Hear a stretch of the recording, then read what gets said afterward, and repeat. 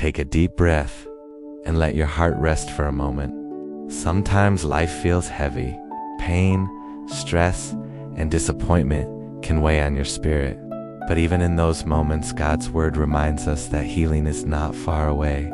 It is near, it is personal, and it is for you. In the Bible, God speaks gently to our broken places.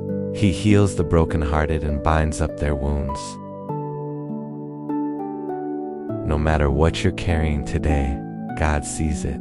Every silent tear, every hidden hurt, He understands. You are not alone in your pain. Come to me, all you who are weary and burdened, and I will give you rest. Matthew 11:28. There's an invitation here.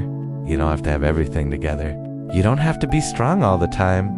You can come just as you are, tired and hurting, and find rest in Him. The Lord is close to the brokenhearted and saves those who are crushed in spirit.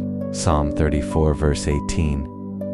Even when it feels like God is distant, He is actually closest in your lowest moments. When your heart feels shattered, He is right there holding every piece together.